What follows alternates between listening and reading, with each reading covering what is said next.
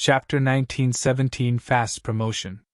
Once the platform passed the great width of the porous Hone, they were surrounded by emptiness from all sides. The vast hollows sprawled beneath them, drowning in darkness. Here and there, radiant pillars of light fell from the cracks in its dome and illuminated the ancient jungle. No one knew what unspeakable horrors hid under its impenetrable scarlet canopy, so the soldiers shivered, trying to distance themselves from the edges of the platform as much as possible. Rain simply sat on the creaking wood, trying to catch her breath. She did look at the alien landscape below, but only for a short moment. Seasoned hunters like her knew not to stare at the dream realm too closely, lest something stared back. She looked at Ray. "How's your wound?" The young man was pale and uncharacteristically quiet. Fleur was treating him, but with how low she was on essence, the process was taking time. The young man forced out an unconvincing smile. "I'll live." Then, he glanced down and paled even more. "Until we reach the ground, at least." Tamar dismissed her helmet and sat down near Rain, swiping back her sweaty hair. She scowled and looked at him with scorn. "Why are you worried? You have escaped the hollows before, as a mere sleeper and completely alone. You are an awakened now, and we are surrounded by an entire army." Ray stared at her gloomily. "Don't remind me. I still have nightmares about that day. I mean, I would have if I could dream." The other soldiers heard their conversation and turned, looking at the young man in disbelief. "Is that true, Ray? You survived the hollows as a sleeper?" Ray seemed startled by the question. "What the wait, have I not regaled you guys with the amazing story of our chilling winter solstice? If that's the case, then, why, yes.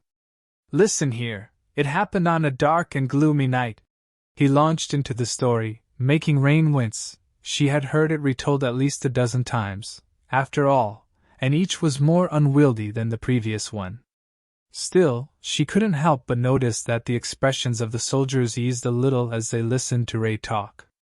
All of them were frightened, and hearing that 3 sleepers had escaped from the hollows alive gave them some much-needed solace, and maybe even a little hope. It was probably Tamar's reason for bringing up their winter solstice all along. Ray had been distracted from his wound, as well. Illo sneaky. That girl knew how to be subtle, as well. Soon, the platform reached the ground, and they all disembarked, looking around with wary apprehension. All around them, the battered soldiers of the expedition force were sprawled on the ground, resting, or hurriedly wolfing down their rations. The wounded were being treated, the dead or missing were being tallied and mourned. "7th Legion? Your position is right ahead." They were corralled to a particular area and left to their devices for a while. No one knew how long this rest would last, so the soldiers did not waste any time and dropped down, unpacking their provisions and dismissing their armor to bandage shallow wounds. Tamar's cohort was no different. "What do you think the commanders will do now?" Fleur's voice sounded subdued, but not at all meek. Rain had assumed that the delicate girl was really soft at first, but after getting to know her better, she realized that their sweet healer had more spine than most awakened. She shrugged and looked into the darkness. "We'll know soon." They weren't properly in the hollows yet. The fissure the army had used to descend here was so vast that sunshine freely poured down, and so, the scarlet infestation in a wide area was no older than on the surface. It had already been annihilated by the advance party led by Lady Saishan, making the landing zone relatively safe, but not peaceful. The sounds of the fighting above barely reached here, but there were other sounds reaching the makeshift camp from somewhere in the darkness. Lady Saishan and Death Singer were currently there, facing the old monsters of the hollows in a bloody battle to clear a path for the army. Deadly nightmare creatures in front of them, a vast horde of abominations behind them. The expedition force was in a perilous position. Well, there's not much we can do about it. All they could do was fill their stomachs, replenish their strength, and prepare for battle, which was exactly what they did. Half an hour later, a weary adjutant approached from deeper in the camp and gave something to Tamar, then ran off after saying a few words. The young legacy remained motionless for a few moments, then sighed and sat back down. Then, she attached a pin in the form of a blood drop to her armor, and threw another one, this one much smaller, to Rain. Congratulations, Ronnie. I guess you're my right-hand man now, which technically makes you a junior officer. Rain caught the pin, raised an eyebrow, and asked in an amused tone. Goodness. I'm so honored I can cry. Right, what does it make you, then? Tamar stared at her bleakly. A captain? No, wait, a centurion, technically, since we're in a royal legion. Ray whistled. Ever the overachiever. The entire composition of the Song Army was a bit of a mess. There were brigades and divisions, following the unit structure borrowed from mundane armies, but also the 7 royal legions, which did not. The legions consisted of centuri, which were supposed to consist of 100 awakened warriors, but were actually larger than that. In any case, these units of awakened were usually led by an ascended officer, called a centurion. Tamar wasn't the first awakened in the Song Army who had been given the command of a centuria, but she was definitely the youngest. It was indeed quite an achievement. The young legacy did not seem too impressed, though. Instead, she grimaced and asked in a grumbling tone, Whatever. Is the food ready? Fleur smiled. Coming right up. They ate a simple, but filling meal in silence. After that, another messenger arrived, dropping a scattering of shimmering crystals in front of them. Rain's eyes glistened. Finally, the crystals were, of course, soul shards. Chapter 19:18 Growing Strength. The soul shards were some of those that the engineers had time to scavenge from the corpses of the nightmare creatures in the recent battle. That task was important enough that it had to be completed even in the middle of the most terrifying clashes. After all, with every soldier that managed to fully saturate their soul core, the strength of the Song Army grew. Tamar had long saturated hers, so the share of their cohort was divided 3 ways between Rain, Fleur, and Ray. Today, that meant that Rain received about a dozen shards. The rewards were distributed according to the contribution of a cohort, and theirs always performed exemplary. Granted, in a chaotic situation like this one, no one was actually keeping score. Usually, the centurions would make reports to Legion Command after the battle, and the allocation of spoils would be decided later on. But their centurion was dead, and the battle was not even over yet. So, Rain felt lucky to even receive anything. All of these shards were of a higher rank than Rain herself was, as well. It was a sizable boon. Forgetting her worries for a few minutes, she concentrated on shattering the shimmering crystals in her fist. And look at that! She did not even need to use the pommel of her knife to break them. Just her awakened strength was enough. I'll never grow used to it. A stray grin somehow found its way onto Rain's face. She had not been awakened for long, so the novelty of possessing superhuman strength was yet to lose its luster. She loved the feeling of being strong, of being powerful. After all, it was the feeling of powerlessness that had instilled into her the desire to step on the path of ascension all those years ago, to begin with. Rain still remembered the day when a nightmare gate opened near her school clearly. The panic, the dazed faces of the students, the teachers who tried to look calm in front of the children, but still couldn't hide their fear. She was supposed to die on that day, most likely. But through a twist of fate, somehow, she survived. An awakened warrior appeared out of nowhere at the last moment, shielding Rain from the lunging abomination and slaying it with a single slash of her sword. Rain's memories of that awakened were strangely blurry. Well, it wasn't that surprising, considering her mental stare at that moment. She vaguely remembered a graceful black armor, a feminine silhouette, and a cold indifference with which the unknown woman cut down one nightmare creature after another, not letting a single one pass. In the end, none of the students died. The teachers had survived, as well. And Rain. Rain had come to know that she never wanted to feel that weak again.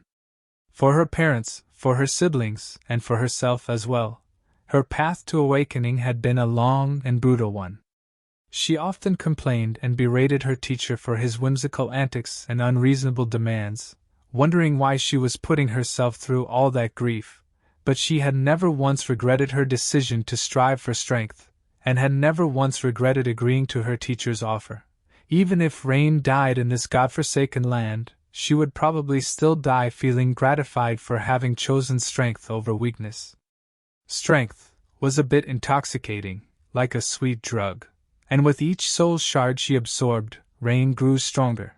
The improvement was small and incremental, but noticeable, especially now that she had already absorbed close to 200 of them. Since most, if not all, nightmare creatures in the god rave was of a higher rank than Rain, her core was supposed to be getting close to full saturation. The same was probably true for most awakened warriors of the Song army. As well, she was still unclear on how to ascend without the help of the spell, but this increase in overall power was most welcome. "What's that stupid grin for, Ronnie?" Crushing the last soul shard, Rain glanced at Ray and winked at him. "That? Oh, I'm just glad to be an archer. How is the frontline duty treating you, stealth boy?" He gritted his teeth and hissed in outrage. "Hey! That's a low blow." She simply laughed. Sadly, Rain had not laughed for long when a new command arrived, stirring the entire camp. "Assemble! Battle march formation! Hurry, hurry, hurry! Move!" Tamar sighed and jumped to her feet, going about bringing their centuria to order. The soldiers seemed a little disoriented, but not very surprised by the sudden command. No one had expected to get a good rest in the hollows. But why did the order sound so urgent? Soon enough, they found out. By the dead gods! High above them, ant-like figures appeared on the great vine bridges that stretched all the way to the surface, flowing down their twisting width like a tide. The engineers, who had been desperately trying to destroy their roots, cursed and dashed away, dropping their tools as they ran. It was a good decision. Just a handful of seconds later, the first nightmare creature fell from above, its body hitting the ancient bone with a disgusting squelch. The massive beast let out a shriek of agony, then struggled weakly, trying to stand up. Although its body was terribly damaged, it was still alive. A split second later, there was another squelch, and then another. Driven mad by the smell of human souls, the horde of nightmare creatures was following the expedition force into the hollows. Rain broke her rule and stared at the flood of ant-like figures that covered the surface of the vine bridges far above. Her hands shook a little. Well, crap. On second thought, maybe she should have chosen weakness over strength after all, then. The commanding shout of one of the Blood Sisters brought her back to reality. "Move!" Barely rested, the Song army abandoned the relative safety of the illuminated area and marched into the darkness of the hollows. They were following a blood trail left by their commander, Princess Saishin. Behind them, more and more nightmare creatures fell from high above. The fastest of those abominations who managed to remain on the vine pillars were already halfway down. The future looked bleak, just like the dim expanse of the great hollow ahead. Chapter 1919 Ancient Jungle. As the army marched into the jungle, several figures plummeted from high above to surround it. This time, however, they were not nightmare creatures, although some looked quite monstrous. Instead, they were the saints who had been holding the abomination tied back on the surface, and were retreating now that the enemy could not be stalled anymore. Some had assumed their human forms to descend safely with the help of memories. Some were naturally able to fly while transformed. Others simply took the fall, relying on the nature of their bestial bodies to withstand the damage. The thick canopy of the jungle helped cushion their fall somewhat, but the impacts were still chilling. In that brief moment, Rain noticed all kinds of awesome creatures. There was a monstrous, but eerily beautiful harpy with blood dripping from her sharp claws and red lips. There was a giant with the head of a jackal, his towering body the color of obsidian. There was a hill-sized canine with 3 heads, his bloody jaws powerful enough to grind mountains to dust. There was a horrid creature that resembled a horned lion with a viper for the tail, drops of venom dripping from its fangs. There was even an enormous reptile with powerful hind legs and short, underdeveloped arms, its tyrannical footsteps making the ground shake. The saints were battered and bleeding, their powerful bodies a map of wounds. However, they did not seem to pay it any attention. Landing on the ground, they instantly assumed positions around the army, ready to defend the soldiers from those inhabitants of the ancient jungle that had survived the passage of the daughters of Kisong. Sadly, the expedition force was so large that even 36 transcendent champions were not enough to protect everyone. The feeling of safety provided by the sight of them was an illusion. Rain gripped her bow nervously as the scarlet canopy obscured the distant dome of the great hollow. Countless luminous memories chased the darkness away, making it easy to see the surroundings. The jungle of the hollows was both similar and different to the one infesting the surface. The shapes, the colors, and the smell were all the same. However, this jungle was much more ancient, therefore, more harrowing.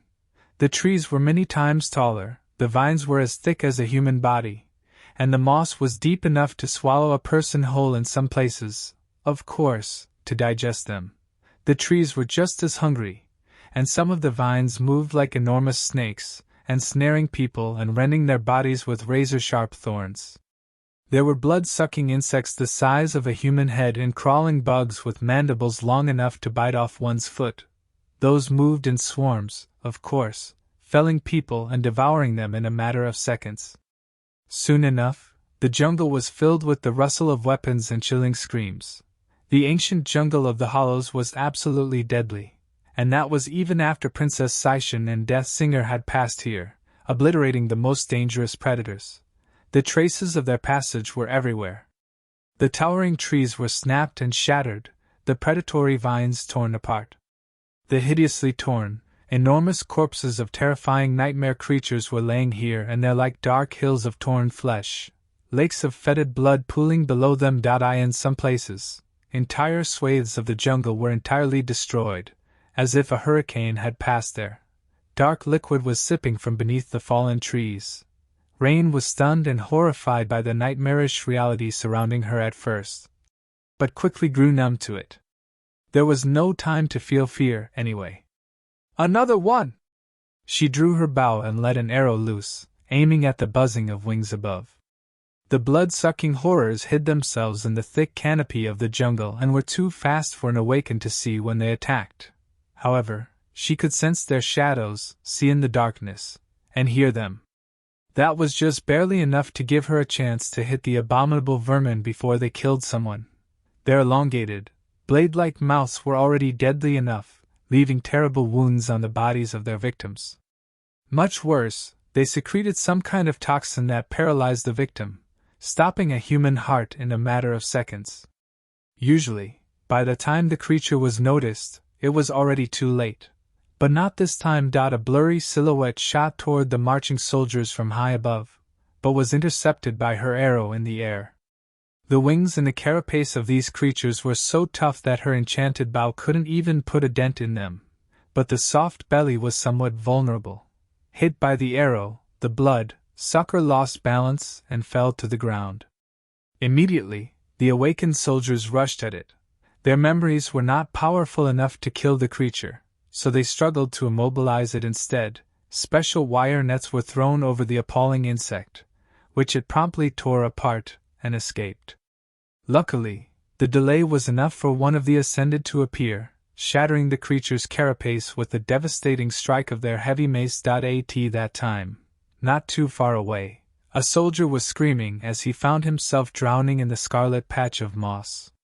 His comrades managed to pull him free, but by then, his lower legs had already dissolved in the digestive fluid. At the same time, a tall tree shook, and a rain of vermilion leaves fell from its branches. Each leaf was like a serrated blade, easily slicing through enchanted armor, flesh, and bone.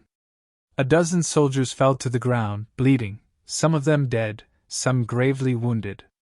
Both the dead and the living were then pulled underground by the roots that emerged from beneath.